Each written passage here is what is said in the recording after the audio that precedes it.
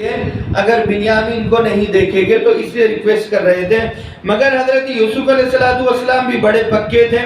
کہا کہ نہیں تمہاری ریکویسٹ ہم مانتے نہیں ہیں۔ خلصوا نجیہ، تو ان تمام بھائی تھوڑا الگ ہو گئے، الگ ہو کر باہم مشورہ کرنے لگے آپس میں مل کر۔ قال کبیرہم، تو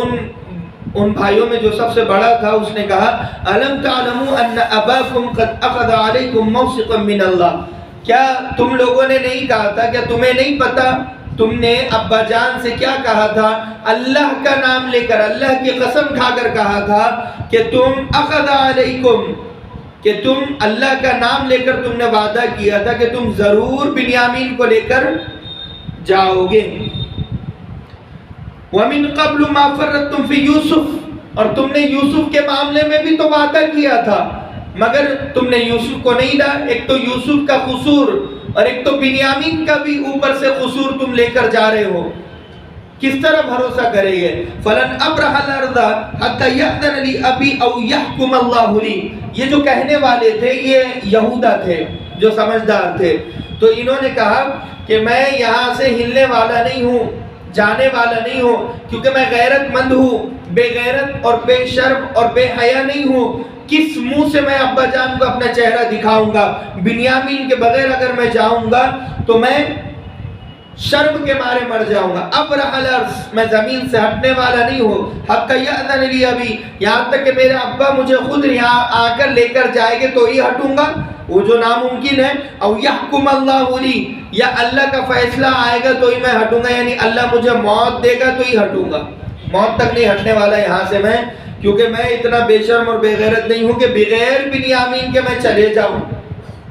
وہ خیر الحاکمین، اور اللہ سب سے بہترین فیصلہ کرنے والا ہے۔ یہاں پر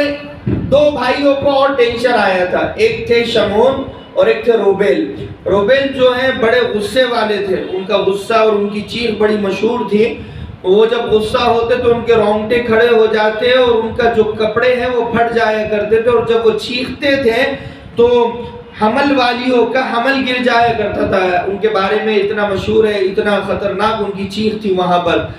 روبیل کی۔ اور شمعون کا جو غصہ تھا وہ بھی بڑا مشہور تھا۔ تو یہ بھائی ذرا غصے میں حضرت یوسف علیہ السلام کو ٹیٹ دینے کے چکر میں اور ڈیرنگ کرنے کے چکر میں تھے، اور یہ غصے سے حضرت شمعون اور روبیل آگے بڑھے۔ حضرت یوسف علیہ السلام نے روبیل کا گلا پکڑا، گریبان پکڑ کر زور سے گرایا اور کہا کہ عبرانیوں تم کیا سمجھتے ہو، تم سے بڑا طاقتور کوئی نہیں ہے، میں تم سے بڑا طاقتور ہوں۔ اور ایک علامت یہ بھی تھی کہ حضرت یعقوب کے تمام بیٹوں کو غصہ بہت زیادہ تھا، مگر جب ان کا کوئی تخم والا اگر انہیں چھوتا تو غصہ کم ہو جاتا۔ تخم کسے کہتے ہیں؟ یعنی ان کا کوئی خاندانی آدمی، خونی رشتہ دار اگر کوئی انہیں چھوتا اور یعنی کہ ٹچ کرتا تو اس کا غصہ ختم ہو جاتا تھا۔ یہ بڑی عجیب بات تھی، ان لوگوں کے بارے میں مشہور تھی یہ۔ تو جب یہ غصے میں آئے حضرت روبیل اور شمعون دونوں بھی، تو حضرت یوسف علیہ السلام نے اپنے بچے کو ان کے پاس بھیج دیا۔ حضرت یوسف علیہ السلام کو بھی لہذا جب شادی ہو گئی تھی، حضرت زلیخا سے اولاد تھی، ظاہر سی بات ہے، تو جب وہ بچہ گیا روبیل اور شمعون کا ہاتھ پکڑ لیا، جیسے ہی ہاتھ پکڑا تو ان کا غصہ ٹھنڈا ہو گیا۔ وہ نارمل طریقے پر حضرت یوسف علیہ السلام سے بات کرنے لگے۔ تو یہ دیکھ کر حضرت یہودا جو تھے، جو بڑے بیٹے تھے، انہیں بڑا تعجب ہوا۔ وہ کہنے لگے یہ تمہیں کس طرح پتا ہے کہ عبرانیوں کا غصہ عبرانی ہی ٹھنڈا کر سکتا ہے؟ تو یقیناً ہمارے درمیان میں کوئی ہمارا خونی رشتہ دار موجود ہے۔ حضرت یہودا کو شک ہوا، تو حضرت یوسف علیہ السلام نے کہا میں تو ایسے ہی میرے بیٹے کو وہاں پر بھیجا، وہ بچہ ہے، بچے نے ہاتھ پکڑ لیا، تو لہٰذا جب ہاتھ پکڑا ہے تو وہ غصہ ٹھنڈا ہو گیا اور معاملہ وہاں پر رفع دفع ختم ہو گیا۔ تو لہٰذا یہ تمام بھائی چلے گئے۔ اب 3 بھائی یہاں پر موجود ہیں، یہ 9 گئے ہیں۔ 3 بھائی میں سے حضرت یوسف موجود ہیں، حضرت بنیامین موجود ہے، اور یہ حضرت یہودا جو بڑے بیٹے تھے، بڑے بھائی تھے، یہ موجود ہے۔ باقی جو 9 تھے وہ 9 ساتھ چلے اکیلے لے کر۔ ارجعوا الی ابیکم، تو یہ حضرت یہودا کہنے لگے جاؤ تم ابا جان کے پاس لوٹ کر واپس فقولوا یا ابانا، تو وہاں پر جا کر کہو اے ہمارے ابا جان، ان ابنک سرق، یقیناً آپ کے چہیتے بیٹے نے چوری کی ہے، وما شہدنا الا بما علمنا، اور ہمیں جو معلوم ہے ہم وہی کہہ رہے ہیں، یعنی ہم تو جو دیکھ رہے ہیں جو سن رہے ہیں وہی کہہ رہے ہیں جو ہمیں پتا ہے، وما کننا للغیب حافظین، اور غیب کے بارے میں ہمیں کچھ نہیں پتا کہ یقیناً چوری کی یا نہیں کی، ہم اس کے نگہبان نہیں ہیں، غیب کی خبر ہمیں نہیں ہے، لیکن جتنا پروف ہوا ہے، جتنے ثبوت اور گواہ اکٹھے ہوئے ہیں، اس سے ہمیں لگ رہا ہے کہ تمہارے بیٹے نے چوری کی ہے۔ وَاسْأَلِ الْقَرْيَةَ الَّتِي كُنَّا فِيهَا وَالْعِيرَ الَّتِي أَقْبَلْنَا فِيهَا، اگر تمہیں ہماری بات پر بھروسہ نہ آئے تو گاؤں والوں سے پوچھ لینا جس گاؤں میں یہ واقعہ ہوا، یعنی مصر کے ایک گاؤں میں یہ واقعہ ہوا تھا، اگر تمہیں گاؤں والوں سے پوچھنا بھی نہیں ہے، وَالْعِيرَ الَّتِي أَقْبَلْنَا، ہم جس قافلے میں آئے ہیں وہ قافلے کا سردار اور وہ قافلہ یہاں پر موجود ہے جو کنعان میں پہنچا ہوا کنعانی قافلہ ہے، اس کنعانی قافلے سے پوچھ لو کہ ہمارے ساتھ کیا معاملہ ہوا، اگر ہمارے اوپر بھروسہ نہیں آ رہا ہے تو بنیامین کیوں نہیں آیا، وہ پوچھ لو قافلے والے سے، وَإِنَّا لَصَادِقُونَ، اور یقیناً ہم سچ کہہ رہے ہیں، قَالَ بَلْ سَوَّلَتْ لَكُمْ أَنفُسُكُمْ أَمْرًا، اب اس بار یہ سچ کہہ رہے تھے مگر حضرت یعقوب نے ان پر بھروسہ نہیں کیا، حضرت یعقوب علیہ السلام کہنے لگے یہ سب تمہاری اپنی بنائی ہوئی گڑی ہوئی باتیں ہیں، تم بہانے بنا رہے ہو، ادھر ادھر کی باتیں کر رہے ہو، اور تمہاری باتوں میں کوئی سچائی، سولت لگم، کوئی سچائی نہیں ہے تمہاری باتوں میں، فصبر جمیل، کوئی بات نہیں، میں تم نے جو کہا تو ابھی بھی صبر کروں گا، پہلے بھی صبر کیا تھا یوسف کے معاملے میں بھی، اور ابھی بھی میرے رب اور پروردگار پر بھروسہ کرتے ہوئے صبر کروں گا۔ ایک چیز یہ ہے کہ صبر ہمیشہ کرنا چاہیے، حضرت یعقوب نے حضرت یوسف کے جدا ہونے پر ماتم نہیں کیا، نوحہ نہیں کیا، کپڑے نہیں پھاڑے، بال نہیں نوچے، اور زور زور سے چیخ کر اللہ کی قسمت کو اور اللہ کی تقدیر پر حملہ نہیں کیا، اور اللہ کی تقدیر کو قصوروار نہیں ٹھہرایا۔ جیسے آج کسی کے گھر میں انتقال ہو جائے تو عورتیں کہتی ہے کیا اللہ تبارک و تعالیٰ کو میرا بیٹا ہی ملا تھا، کیا اللہ تبارک و تعالیٰ کو میرے شوہر کی دکان ہی ملی تھی جو جل گئی، کیا اللہ تبارک و تعالیٰ کو میری والدہ محترمہ ہی نظر آئی جو دنیا سے رخصت ہو گئی، میری ماں کی جگہ میری ساس کو اٹھا لیا ہوتا، میرے بھائی کی جگہ میرے دیور کو اٹھا لیا ہوتا، جیٹ کو اٹھا لیا ہوتا، نند کو اٹھا لیا ہوتا، نندوئی کو اٹھا لیا ہوتا۔ یہ بڑی بڑی باتیں عورتیں غم اور افسوس کے موقع پر کرتی ہے، بال اور اپنے چہرے کو پیٹتی ہے، زور زور سے چہرے پر مارتی ہے، چھاتی پر مارتی ہے، اور اپنے کپڑے بھی پھاڑ دیتی ہے، یہاں تک کہ تقدیر پر فیصلہ اور سوال اٹھاتی ہے، اور بعض ایسے جملے کہتی ہے کہ اسلام سے خارج ہو جاتی ہے مگر انہیں پتہ نہیں چلتا۔ ایک باریک مسئلہ یہ ہے، شریعت پر جب کوئی انگلی اٹھاتا ہے تو وہ اسلام سے خارج ہو جاتا ہے۔ شریعت کسے کہتے ہیں، میں مختصر انداز میں آپ کو بتا دوں کہ ایمان مفصل جو ہے وہ سمجھ لیجئے شریعت کے موٹے موٹے اصول ہیں۔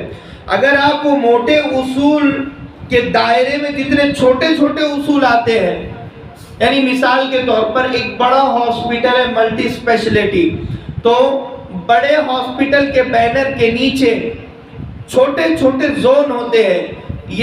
یہ جو آئی اسپیشلسٹ ہے، یہ ایئر اسپیشلسٹ ہے، ای این ٹی ہے، اور یہ ہارٹ اسپیشلسٹ ہے، اور یہ گائنوکولوجسٹ ہے، اور یہ یعنی مردوں کے اسپیشل ڈاکٹر ہے، عورتوں کے اسپیشل، تو سیکشن رہتے ہیں A B C D E F, یہ الگ الگ سیکشن ہوتے ہیں۔ بالکل ایسے ہی آپ سمجھ لیجئے ایمان کے سیکشن ہیں A B C D E F G, اگر ان سیکشن کے انڈر میں جتنی چیزیں ہماری زندگی میں آتی ہیں، اگر ہم اس سیکشن پر کوشچن مارک کرتے ہیں، سوال کرتے ہیں، تو سمجھ لیجئے کفریہ جملہ ہم نے ہماری زبان سے نکالا۔ اگزامپل، آمنت باللہ، ایمان لایا میں اللہ پر، ایمان لائی میں اللہ پر، یہ ایک سیکشن اے بیان ہو رہا ہے۔ تو اب ایمان کے انڈر میں جتنے چھوٹے چھوٹے چھوٹے چھوٹے سیکشن رہیں گے، دھارائیں رہے گی، سطر کو چوکنا ہونا پڑے گا۔ مثال کے طور پر اللہ کو جیسے ہم مانتے ہیں ویسے اگر کسی پنڈت کو مان لیا، بھگوان کو مان لیا، کسی جوتش کو مان لیا، جوتش کی ودیا کو مان لیا، کنڈلی کو مان لیا، یا کسی عامی کے علم پر بھروسہ کر لیا، عمل پر بھروسہ کر لیا، یا کسی کو مارنے پر، زندگی دینے پر کسی اور کو قادر مطلق سمجھ لیا، بھوشیہ وانی، بھوشیہ جاننے کی ہمیں چنتا ہوتی ہے، تو یہاں پر فرمایا آمنت باللہ کا سیکشن اب ریڈ لائٹ ہو جائے گا، وہاں پر آپ کا وہ آمنت باللہ کا سیکشن خطرے میں ہے کہ ایمان لائی میں اللہ پر۔ اگر آپ ایمان واقعاتاً اللہ پر لاتے تو آپ جوتش کی ودیا کو کیوں مانتے ہو،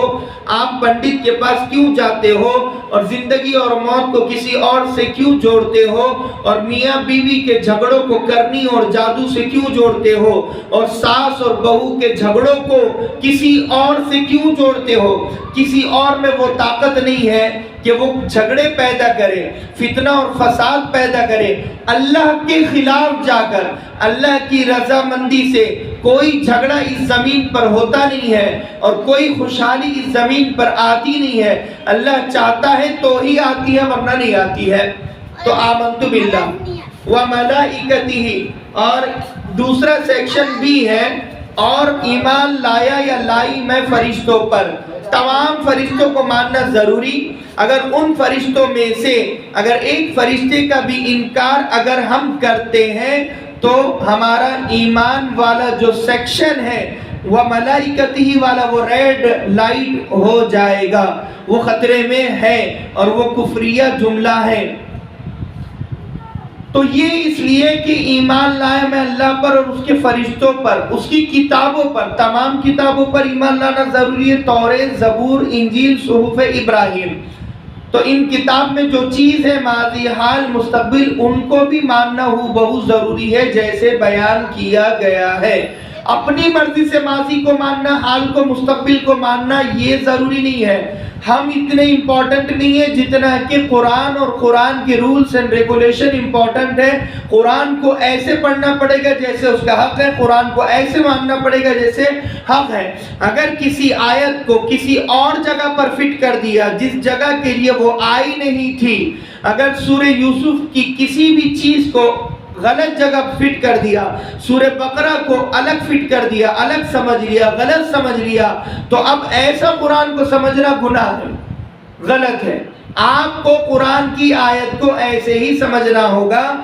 جس جگہ پر، جس سچویشن میں جو سمجھانے کے لیے آیا ہے ویسے ہی سمجھنا ہوگا۔ جیسے نبی نے قرآن کو سمجھا، صحابہ نے قرآن کو سمجھا، اولیاء اللہ نے قرآن کو سمجھا، کتب اور ابدال اور ولیوں نے قرآن کو سمجھا۔ اگر ہم قرآن کو اپنی مرضی سے سمجھیں گے، اپنی تھنکنگ سے سمجھیں گے، اپنا ترجمہ، اپنا ٹرانسلیشن سمجھیں گے تو ہم وہاں پر غلطی پر ہیں۔ مجھے اچھے سے یاد ہے کہ ابھی کھڑک پورے میں میری ملاقات ہوئی تھی، اہل قرآن جو لوگ اپنے آپ کو کہتے ہیں، قرآنسٹ جو لوگ اپنے آپ کو کہتے ہیں، منکرین حدیث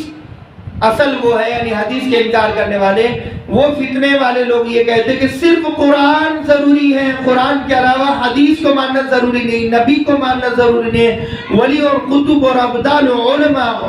فضلہ کسی کتاب کو پڑھنا اور ماننا ضروری نہیں ہے، توریت اور زبور اور انجیل آسمانی کتاب نہیں ہے، صرف اور صرف قرآن کو ہم پڑھیں گے اور مانیں گے۔ وہ اپنے آپ کو قرآنسٹ کہتے ہیں تو وہ غلطی پر ہے۔ ایمان آپ کا کامل، اکمل، مکمل ہوگا جب آپ توریت کو اتنا مانیں گے جتنا اللہ نے سچ کہا، زبور کو اتنا مانیں گے جتنا سچ کہا، انجیل کو اتنا مانیں گے جتنا انجیل کا ذکر قرآن میں آیا۔ تو لہذا آپ سمجھ گئے ہوگے آمنت باللہ وملائکتہ وکتبہ ورسلہ، تمام پیغمبروں کو ماننا ضروری۔ ایک پیغمبر کا بھی انکار کریں گے تو اب ہمارا وہ سیکشن خطرے میں ہے۔ والیوم الآخر، قیامت کے دن کو بھی ایسے ماننا پڑے گا جیسے ماننے کا حق ہے کہ آسمان بے نور ہوگا، سورج کو توڑا جائے گا، چاند کی روشنی کو ختم کیا جائے گا، ہر خوبصورت منظر بدصورتی میں بدل جائے گا، خوبصورت